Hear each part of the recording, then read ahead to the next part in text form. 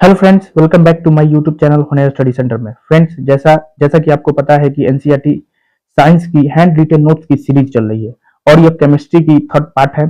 सभी एग्जाम के लिए एकदम डीप साइंस पढ़ाई जाएगी, खासकर ग्रुप डी एनटीपीसी के लिए काफी महत्वपूर्ण है। कोशिश कीजिएगा कि आप लोग नोट्स बनाते चले। वैसे हम पीडीएफ टेलीग्राम चैनल पर डाल देंगे, जिसका लिंक डिस्क्रिप्शन में दिया गया है। अगर आपको वीडियो पसंद आए तो प्लीज चैनल को सब्सक्राइब कर दीजिएगा। तो चलिए शुरू करते हैं आज का वीडियो।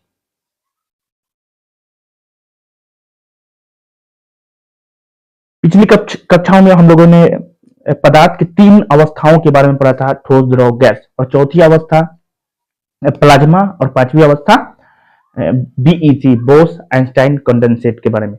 इन सभी के बारे में हम लोगों ने पढ़ा था। आज हम लोग पढ़ेंगे रासायनिक संगठन के आधार पर। रासायनिक संगठन के आधार पर पदार्थ को तीन भागों में बांटा जा सकता है, एक तत्व, दूसरा यौगिक और मिश्रण। ठीक, नेक्स्ट, तत्व एलिमेंट्स। इसको किसी भी हाल में विभाजित, अलग या तोड़ा नहीं जा सकता है। ठीक है, ना ही दोबारा बनाया जा सकता है। ठीक है, यह एक ही परमाणुओं से मिलकर बना होता है। तत्व क्या है? इसको किसी भी हाल में विभाजित, अलग या तोड़ा नहीं जा सकता है, ना ही दोबारा बनाया जा सकता है। एलिमेंट्स को दोबारा नहीं बनाया जा सकता है। यह एक ही परमाणुओं से मिलकर बना होता है, जैसे हाइड्रोजन हो गया, ऑक्सीजन हो गया, लोहा हो गया, तांबा हो गया, चांदी हो गया।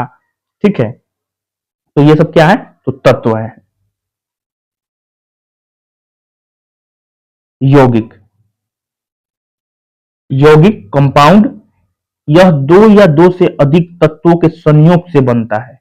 यह दो से अधिक तत्वों के किसी निश्चित अनुपात में यह बनता है, निश्चित अनुपात में बनता है। ठीक है, जैसे जल H2O, हाइड्रोजन और ऑक्सीजन के मेल से आपका ये यौगिक कंपाउंड जो है तैयार हुआ है। ठीक, नेक्स्ट, मिश्रण।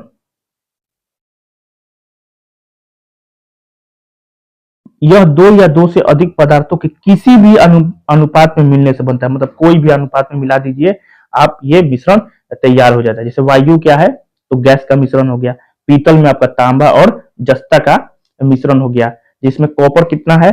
तो कॉपर हो जाएगा 70% और जस्ता हो जाएगा 30%। मतलब किसी भी अनुपात में आपको ये मिलाने से मिश्रण तैयार हो जाता है। मिश्रण के प्रकार, मिश्रण के दो प्रकार, एक तो समांग मिश्रण, एक विषमांग मिश्रण। तो समांग मिश्रण किसको कहा जाता है? वह मिश्रण जिसके प्रत्येक भाग में अवयवी पदार्थों का संगठन एवं गुण समान होता है। मतलब संगठन एवं गुण समान होता है, समांग मिश्रण कहलाता है। जैसे चीनी का जल में विलयन और नमक का जल में विलयन।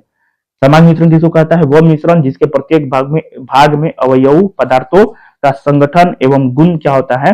समान होता है। समांग मिश्रण कहलाता है। जैसे चीनी का जल में, मतलब दोनों घुल जाए, चीनी जो है जल में घुल जाएगा, नमक जो है जल में घुल जाएगा, मतलब समांग मिश्रण है। ठीक है, दूसरा असमांग क्या है? विषमांग।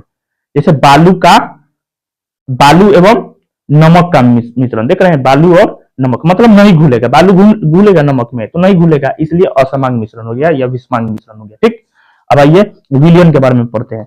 विलयन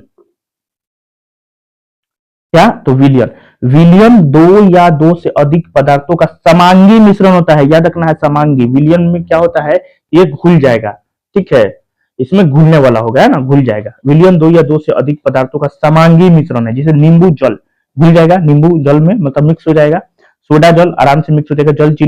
जल और चीनी का शरबत है ना, तो ये घुल जाएगा, मतलब समांग मिश्रण हो गया। ठीक, विलयन दो या दो से अधिक पदार्थों का समांगी मिश्रण है। ठीक, विलयन के दो भाग होते हैं। विलयन के कितने भाग होते हैं? एक तो विलायक होता है, एक विलय होता है। मतलब विलयन के दो भाग होते हैं, एक विलायक और विलय। अब देखिए, विलायक किसको कहा जाता है और विलय किसको कहा जाता है?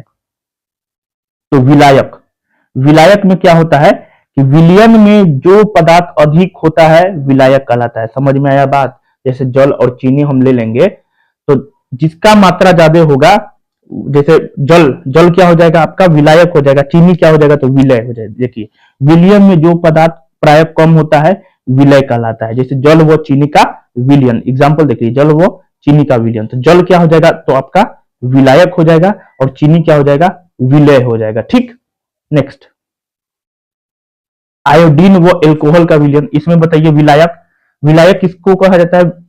वैसा विलयन जो जिसमें विलायक का मात्रा क्या होता है? अधिक होता है ना। जैसे मान लीजिए एल्कोहल, एल्कोहल क्या हो जाएगा आपका? विलायक हो जाएगा। आयोडीन क्या हो जाएगा?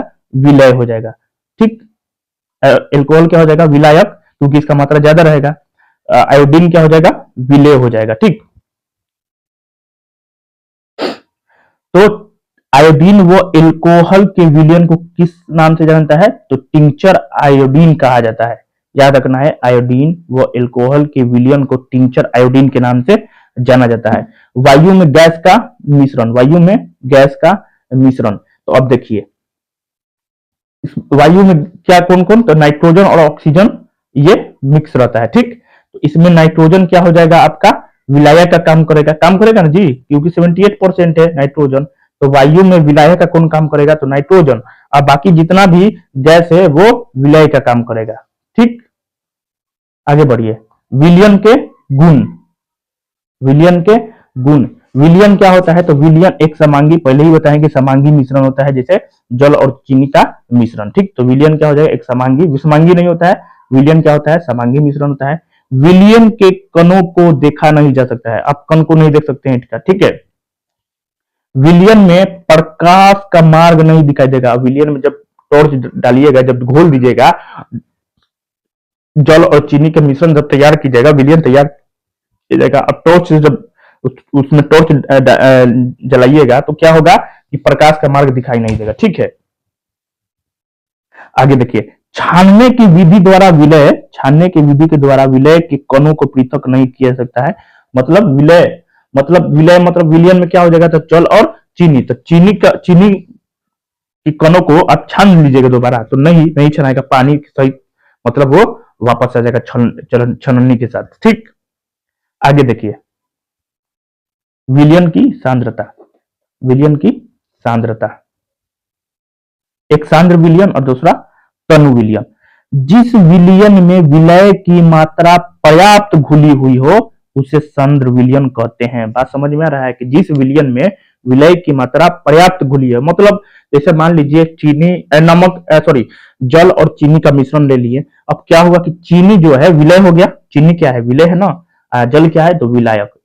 जिस विलयन में जिसकी मात्रा ज्यादा हो वो विलायक होगा और जिसकी मात्रा कम हो वो विलय होगा। ठीक, तो सांद्र विलयन किसको कहा जाता है? सांद्र विलयन उसको कहा जाता है जिस विलयन में विलय की मात्रा क्या हो? पर्याप्त घुली हो, मतलब अब दोबारा घुलाया नहीं जा सकता है, मतलब अब नहीं घुलेगा। ठीक, तो उसे सांद्र विलयन कहते हैं। और जिस विलयन में विलय की कम मात्रा घुली हो वो क्या हो जाएगा? तनु विलयन। सांद्र विलयन उसको कहा जाता है जिस विलयन में विलय की मात्रा ज्यादा घुली हो। ठीक, तो सांद्र विलयन हो जाएगा। तनु विलयन किसको कहा जाएगा? जिस विलयन में विलय की मात्रा कम कम कम घुली हुई हो। ठीक, उसको तनु विलयन कहते हैं। विलयन की सांद्रता का फॉर्मूला, इस पे एग्जाम्पल में क्वेश्चन भी पूछे जाते हैं। ठीक है, खास करके रेलवे के ग्रुप डी में इससे मतलब क्वेश्चन पूछा जाता है। ठीक, तो विलयन की सांद्रता कैसे पता किया जाता है? तो चलिए देखते हैं इसका फॉर्मूला क्या होता है। तो विलय की मात्रा, विलयन की मात्रा इंटू 100, क्या चीज? इंटू 100। यहां देखिए विलय की मात्रा बट्टा विलायक प्लस विलय। विलयन में क्या होता है? तो विलयन के दो भाग होते हैं, तो विलायक और विलय। तो यहीं पे इसको बताया गया है कि विलय की मात्रा बट्टा विलयन की मात्रा, विलयन की मात्रा। तो यहाँ पे विलय की मात्रा, विलयन में क्या हो जाएगा? तो विलायक और विलय। ठीक है, या दूसरा फॉर्मूला देखिए। तो विलय की मात्रा विलायक प्लस विलय की मात्रा इंटू 100। विलय पदार्थ का द्रव्यमान या विलयन का आयतन इंटू 100। ठीक है, मतलब ये सब फॉर्मूला है उसका। ठीक है, विलय पदार्थ का द्रव्यमान या विलयन का आयतन, अगर आयतन में देगा तो विलयन का आयतन हो जाएगा। ठीक है, क्वेश्चन देखिए, क्वेश्चन किस टाइप से पूछता है। तो एक विलयन के 320 विलायक जल में, विलायक जल क्या है? विलायक है। 320 ग्राम विलायक जल में 40 ग्राम साधारण नमक विलय है, मतलब 40 ग्राम साधारण नमक उसमें घुला हुआ है। तो विलयन की सांद्रता क्या थी? तो विलयन की सांद्रता कैसे निकलेगा? तो विलय की सांद्रता विलय की मात्रा बट्टा विलायक प्लस विलय की मात्रा इंटू 100। तो विलय की मात्रा कितना दिया हुआ है? तो विलय पहले पहचानेंगे कि विलय इसमें है कौन। तो विलय किसको कहा जाता है? विलय कहा जाता है विलयन में वैसा विलयन जिसमें कम मात्रा में घुला हुआ हो, ठीक है। तो जैसे विलायक में जो कम मात्रा घुला हुआ है, जैसे साधारण नमक क्या हो जाएगा आपका, विलय हो जाएगा, ठीक है, क्योंकि जल में नमक कम घुलेगा है ना, तो 40 जो है आपका विलय हो जाएगा। 40 ग्राम साधारण नमक विलय है, तो लिख भी दिया है कि 40 ग्राम साधारण नमक विलय है, 40 ऊपर हो जाएगा, ठीक। और विलायक का वैल्यू कितना दिया है, विलायक देख लीजिए, तो विलायक दिया हुआ है आपका 320 ग्राम और फिर प्लस विलय, तब ना विलियन बनेगा। फॉर्मूला क्या होता है, विलय की मात्रा बट्टा विलियन की मात्रा। विलियन दो चीजों से मिलकर बनता है, एक तो विलायक और दूसरा विलय, इन दोनों के मिलने से विलियन तैयार होता है। तो विलय की मात्रा कितना है 40, अब विलायक का मात्रा है 320, अब विलय की मात्रा है 40, ठीक, इंटू 100। तो 40 का 40 जुट के 360 इंटू 100 काटाकुटी करेंगे तो 11.1% आ जाएगा, ठीक। आगे देखिए, ये आप लोगों को बनाना है, ठीक है, और इसका आंसर जो है कमेंट बॉक्स में देना है, ठीक। 1 विलियन के 260 ग्राम विलायक जल में 90 ग्राम चीनी विलय है, विलियन की सांद्रता कितनी होगी, ठीक। आप लोग कमेंट बॉक्स में इसका आंसर दीजिए।